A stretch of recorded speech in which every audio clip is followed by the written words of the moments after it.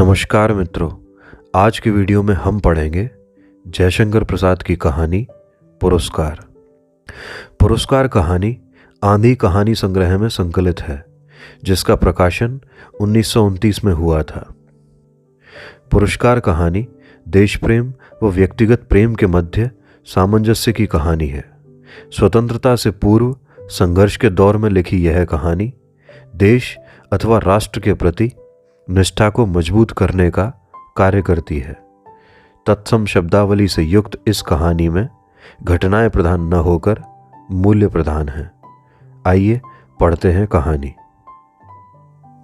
आद्रा नक्षत्र, आकाश में काले काले बादलों की घुमड़, जिसमें देव दुंदुभी का गंभीर घोष, प्राची के एक निरभ्र कोने से स्वर्ण पुरुष झांकने लगा था। देखने लगा महाराज की सवारी। शैलमाला के अंचल में समतल उर्वरा भूमि से सौंधी बास उठ रही थी। नगर तोरण से जयघोष हुआ। भीड़ में गजराज का चामरधारी शुंड उन्नत दिखाई पड़ा। वह हर्ष और उत्साह का समुद्र हिलोर भरता हुआ आगे बढ़ने लगा। प्रभात की हेम किरणों से अनुरंजित नन्ही नन्ही बूंदों का एक झोंका स्वर्ण मल्लिका के समान बरस पड़ा। मंगल सूचना से जनता ने हर्ष ध्वनि की। रथों, हाथियों और अश्वारोहियों की पंक्ति जम गई। दर्शकों की भीड़ भी कम न थी। गजराज बैठ गया। सीढ़ियों से महाराज उतरे। सौभाग्यवती और कुमारी सुंदरियों के दो दल आम्र पल्लवों से सुशोभित मंगल कलश और फूल, कुमकुम तथा खीलों से भरे थाल लिए मधुर गान करते हुए आगे बढ़े। महाराज के मुख पर मधुर मुस्कान थी। पुरोहित वर्ग ने स्वस्त्यन किया। स्वर्ण रंजित हल की मूठ पकड़कर महाराज ने जुते हुए सुंदर पुष्ट बैलों को चलने का संकेत किया। बाजे बजने लगे। किशोरी कुमारियों ने खीलों और फूलों की वर्षा की। कौशल का यह उत्सव प्रसिद्ध था। एक दिन के लिए महाराज को कृषक बनना पड़ता। उस दिन इंद्र पूजन की धूमधाम होती, गोठ होती। नगर निवासी उस पहाड़ी भूमि में आनंद मनाते। प्रतिवर्ष कृषि का यह महोत्सव उत्साह से संपन्न होता। दूसरे राज्यों से भी युवक राजकुमार इस उत्सव में बड़े चाव से आकर योग देते। मगध का एक राजकुमार अरुण अपने रथ पर बैठा बड़े कुतूहल से यह दृश्य देख रहा था। बीजों का एक थाल लिए कुमारी मधुलिका महाराज के साथ थी। बीज बोते हुए महाराज जब हाथ बढ़ाते तब मधुलिका उनके सामने थाल कर देती। यह खेत मधुलिका का था, जो इस साल महाराज की खेती के लिए चुना गया था, इसलिए बीज देने का सम्मान मधुलिका को ही मिला। वह कुमारी थी, सुंदरी थी। कौशेय वसन उसके शरीर पर इधर उधर लहराता हुआ स्वयं शोभित हो रहा था। वह कभी उसे संभालती और कभी अपने रूखे अलकों को। कृषक बालिका के शुभ्र भाल पर श्रम कणों की भी कमी न थी। वे सब बरौनियों में गुथे जा रहे थे। सम्मान और लज्जा उसके अधरों पर मंद मुस्कुराहट के साथ सिहर उठते। किंतु महाराज को बीज देने में उसने शिथिलता नहीं की। सब लोग महाराज का हल चलाना देख रहे थे, विस्मय से, कुतूहल से। और अरुण देख रहा था कृषक कुमारी मधुलिका को। आहा, कितना भोला सौंदर्य, कितनी सरल चितवन। उत्सव का प्रधान कृत्य समाप्त हो गया। महाराज ने मधुलिका के खेत का पुरस्कार दिया। थाल में कुछ स्वर्ण मुद्राएं। वह राजकीय अनुग्रह था। मधुलिका ने थाली सिर से लगा ली, किंतु साथ ही उसमें रखी स्वर्ण मुद्राओं को महाराज पर न्यौछावर करके बिखेर दिया। मधुलिका की उस समय की ऊर्जस्वित मूर्ति लोग आश्चर्य से देखने लगे। महाराज की भ्रिकुटी भी जरा चढ़ी ही थी कि मधुलिका ने सविनय कहा, देव, यह मेरे पितृ पितामहों की भूमि है। इसे बेचना अपराध है, इसलिए मूल्य स्वीकार करना मेरी सामर्थ्य के बाहर है। महाराज के बोलने के पहले ही वृद्ध मंत्री ने तीखे स्वर से कहा, अबोध, क्या बक रही है? राजकीय अनुग्रह का तिरस्कार तेरी भूमि से चौगुना मूल्य है। फिर कौशल का तो यह सुनिश्चित राष्ट्रीय नियम है। तू आज से राजकीय रक्षण पाने की अधिकारिणी हुई। इस धन से अपने को सुखी बना। राजकीय रक्षण की अधिकारिणी तो सारी प्रजा है मंत्रीवर। महाराज को भूमि समर्पण करने में तो मेरा कोई विरोध न था और न है, किंतु मूल्य स्वीकार करना असंभव है। मधुलिका उत्तेजित हो उठी। महाराज के संकेत करने पर मंत्री ने कहा, देव, वाराणसी युद्ध के अन्यतम वीर सिंहमित्र की है एकमात्र कन्या है। महाराज चौंक उठे। सिंहमित्र की कन्या, जिसने मगध के सामने कौशल की लाज रख ली थी, उसी वीर की मधुलिका कन्या है? हाँ देव, सविनय मंत्री ने कहा। इस उत्सव के परंपरागत नियम क्या है मंत्रीवर? महाराज ने पूछा। देव, नियम तो बहुत साधारण है। किसी भी अच्छी भूमि को इस उत्सव के लिए चुनकर नियमानुसार पुरस्कार स्वरूप उसका मूल्य दे दिया जाता है, वह भी अत्यंत अनुग्रह पूर्वक, अर्थात भू संपत्ति का 4 गुना मूल्य उसे मिलता है। उस खेती को वही व्यक्ति वर्ष भर देखता है, वह राजा का खेत कहा जाता है।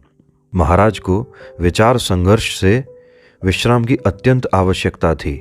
महाराज चुप रहे। जय घोष के साथ सभा विसर्जित हुई।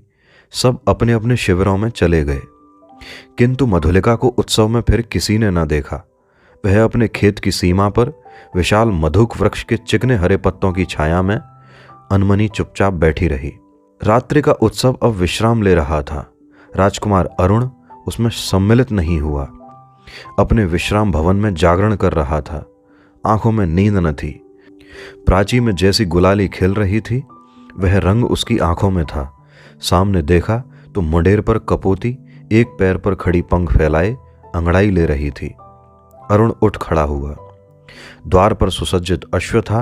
वह देखते देखते नगर तोरण पर जा पहुंचा। रक्षक गण ऊँग रहे थे। अश्व के पैरों के शब्द से चौंक उठे। युवक कुमार तीर सा निकल गया। सिंधु देश का तुरंग प्रभात के पवन से पुलकित हो रहा था। घूमता घूमता अरुण उसी मधुक वृक्ष के नीचे पहुंचा जहां मधुलिका अपने हाथ पर सिर धरे हुए खिन्न निद्रा का सुख ले रही थी।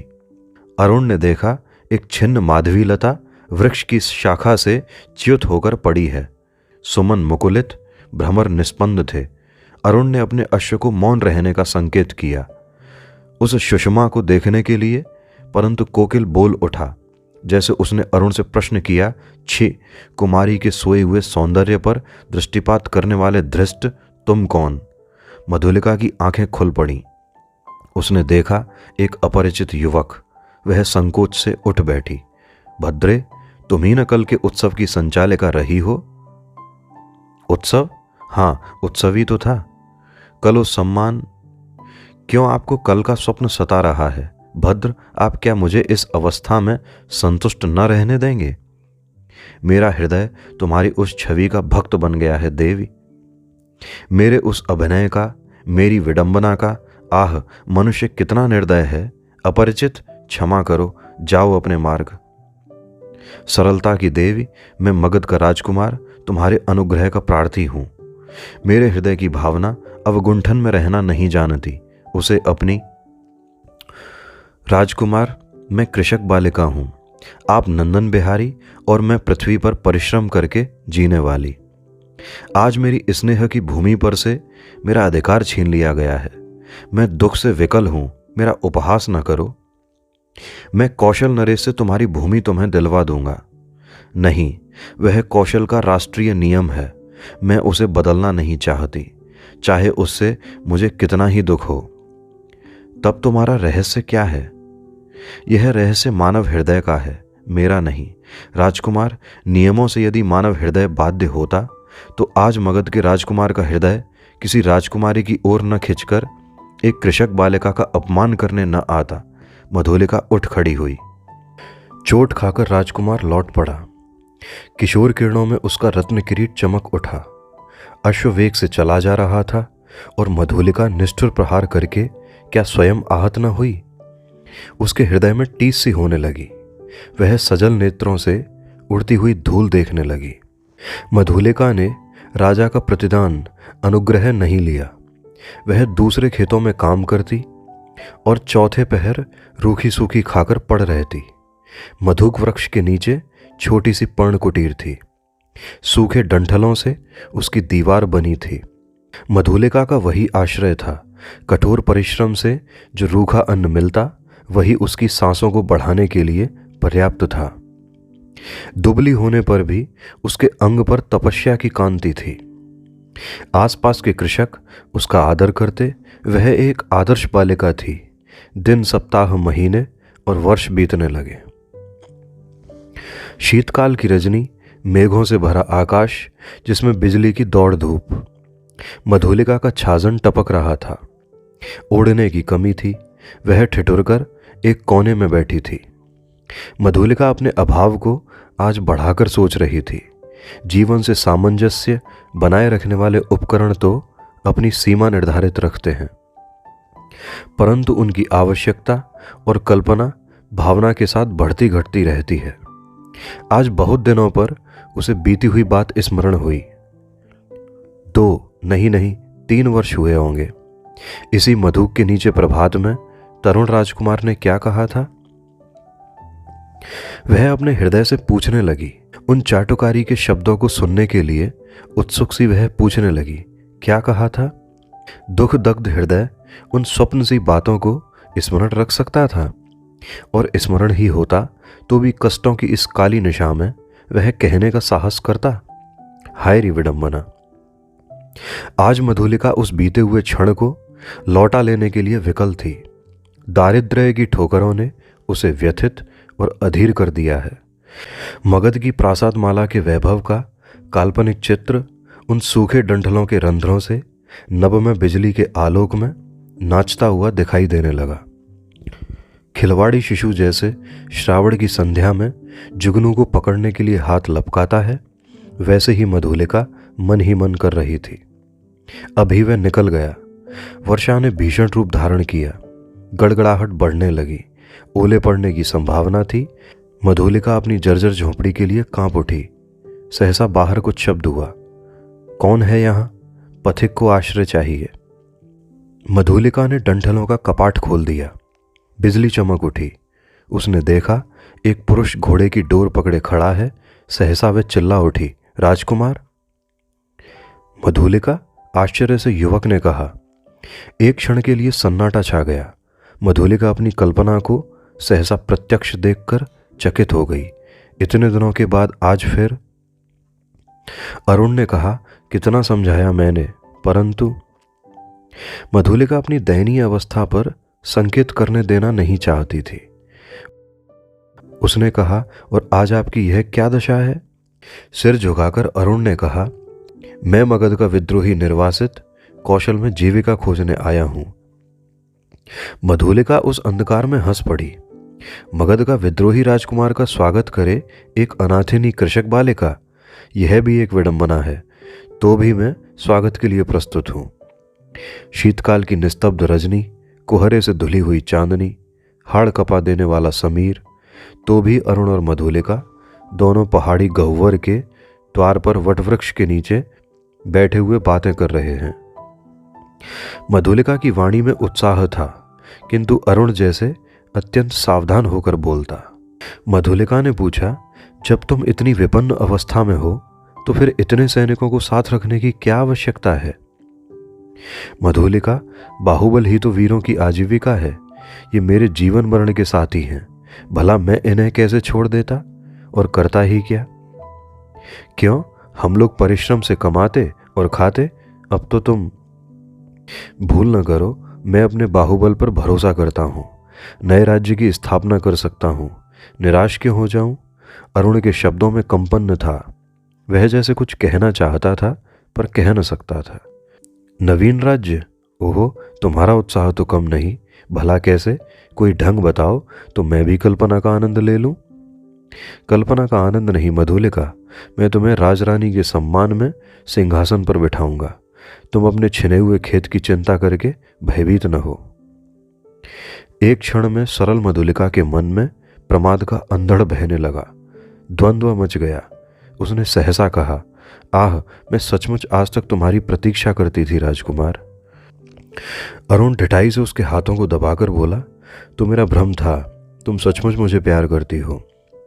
युवती का वक्षस्थल फूल उठा। वह हाँ भी नहीं कह सकी, ना भी नहीं। अरुण ने उसकी अवस्था का अनुभव कर लिया। कुशल मनुष्य के समान उसने अवसर को हाथ से न जाने दिया। तुरंत बोल उठा, तुम्हारी इच्छा हो तो प्राणों से पण लगाकर मैं तुम्हें इस कौशल सिंहासन पर बिठा दूं। मधुलिके, अरुण के खड़क का आतंक देखोगी? मधुलिका एक बार कांप उठी। वह कहना चाहती थी नहीं, किंतु उसके मुंह से निकला क्या? सत्य मधुलिका, कौशल नरेश तभी से तुम्हारे लिए चिंतित हैं। यह मैं जानता हूं। तुम्हारी साधारण सी प्रार्थना वह अस्वीकार न करेंगे। और मुझे यह भी विदित है कि कौशल के सेनापति अधिकांश सैनिकों के साथ पहाड़ी दस्युओं का दमन करने के लिए बहुत दूर चले गए हैं।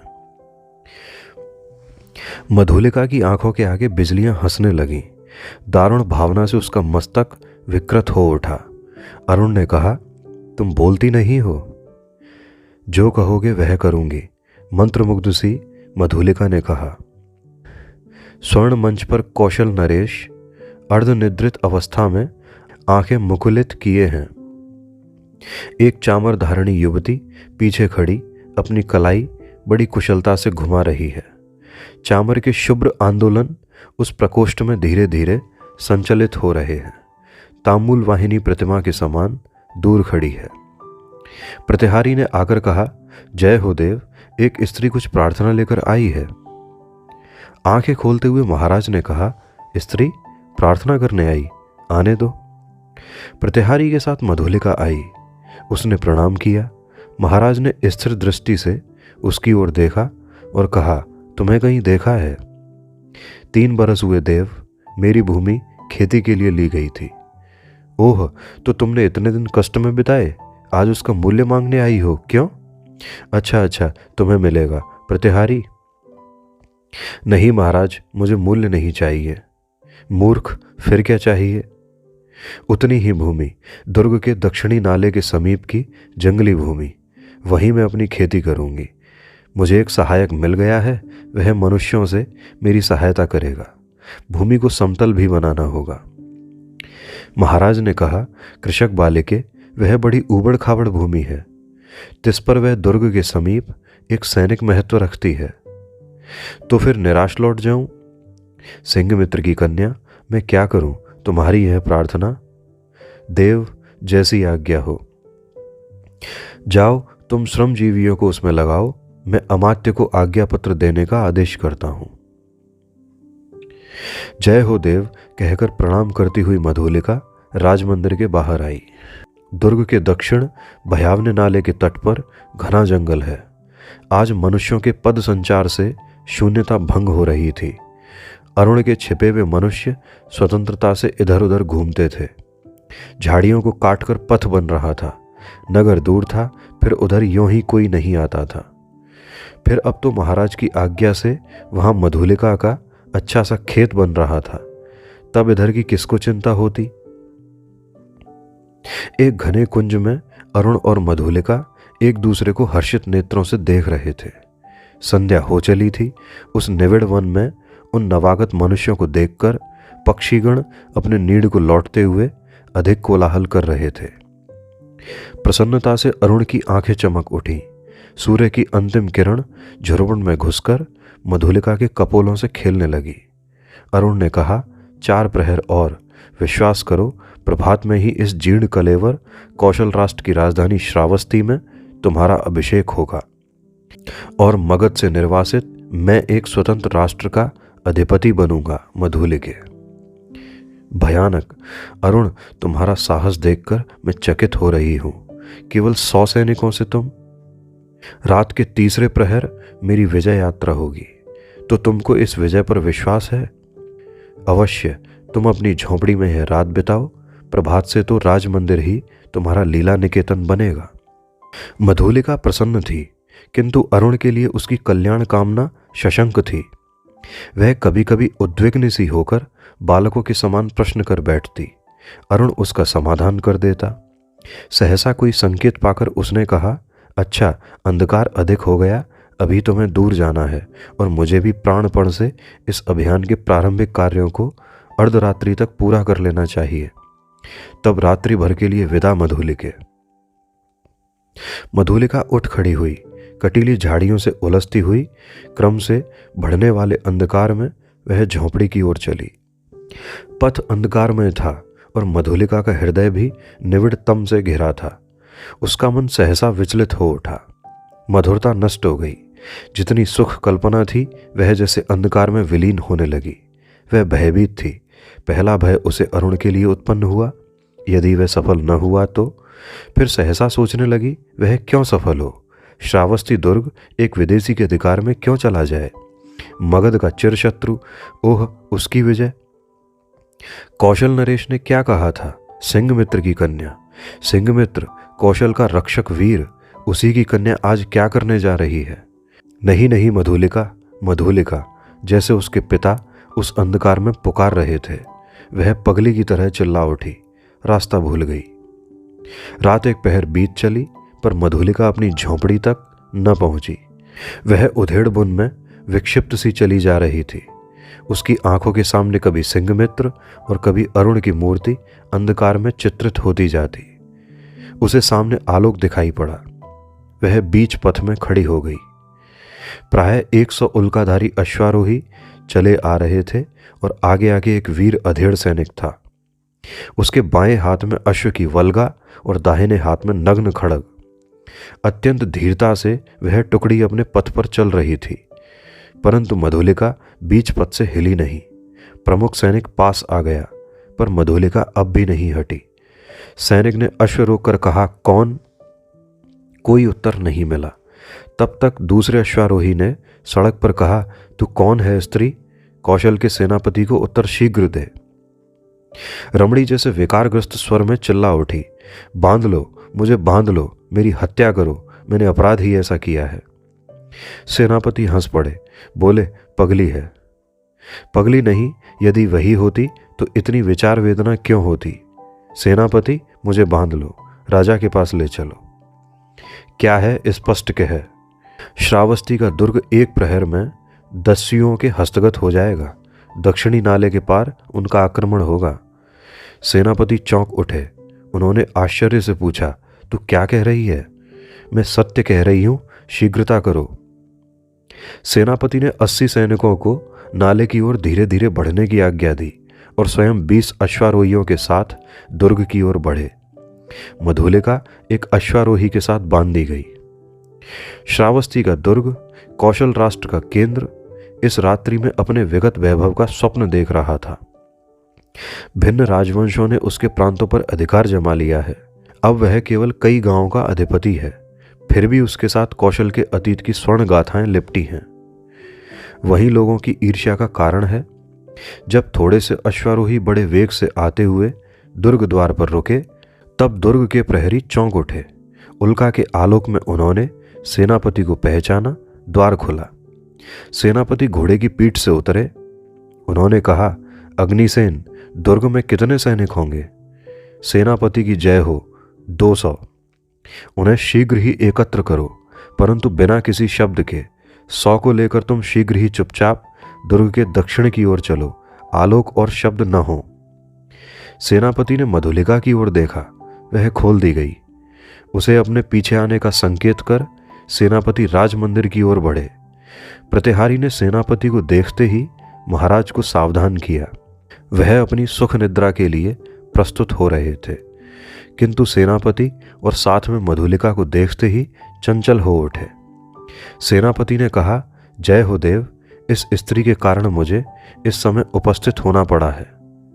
महाराज ने स्थिर नेत्रों से देखकर कहा, सिंहमित्र की कन्या, फिर यहाँ क्यों? क्या तुम्हारा क्षेत्र नहीं बन रहा है? कोई बाधा? सेनापति, मैंने दुर्ग के दक्षिणी नाले के समीप की भूमि इसे दी है। क्या उसी संबंध में तुम कहना चाहते हो? देव, किसी गुप्त शत्रु ने उसी ओर से आज की रात में दुर्ग पर अधिकार कर लेने का प्रबंध किया है और इसी स्त्री ने मुझे पथ में यह संदेश दिया है। राजा ने मधुलिका की ओर देखा। वह कांप उठी। घृणा और लज्जा से वह गढ़ी जा रही थी। राजा ने पूछा, मधुलिका, यह सत्य है? हाँ देव। राजा ने सेनापति से कहा, सैनिकों को एकत्र करके तुम चलो, मैं अभी आता हूं। सेनापति के चले जाने पर राजा ने कहा, सिंहमित्र की कन्या, तुमने एक बार फिर कौशल का उपकार किया। यह सूचना देकर तुमने पुरस्कार का काम किया है। अच्छा, तुम यहीं ठहरो, पहले उन आतताइयों का प्रबंध कर लो। अपने साहसिक अभियान में अरुण बंदी हुआ और दुर्ग उल्का के आलोक में अतिरंजित हो गया। भीड़ ने जयघोष किया, सबके मन में उल्लास था। श्रावस्ती दुर्ग आज एक दस्यु के हाथ में जाने से बचा था। आबाल वृद्ध नारी आनंद से उन्मत्त हो उठे। उषा के आलोक में सभा मंडप दर्शकों से भर गया। बंदी अरुण को देखते ही जनता ने रोष से हुंकार करते हुए कहा, वध करो। राजा ने सबसे सहमत होकर आज्ञा दी, प्राण दंड। मधुलिका बुलाई गई। वह पगली सी आकर खड़ी हो गई। कौशल नरेश ने पूछा, मधुलिके, तुझे जो पुरस्कार लेना हो मांग। वह चुप रही। राजा ने कहा, मेरी निज की जितनी खेती है मैं सब तुझे देता हूँ। मधुलिका ने एक बार बंदी अरुण की ओर देखा। उसने कहा, मुझे कुछ न चाहिए। अरुण हंस पड़ा। राजा ने कहा, नहीं, मैं तुझे अवश्य दूंगा, मांग ले। तो मुझे भी प्राण दंड मिले।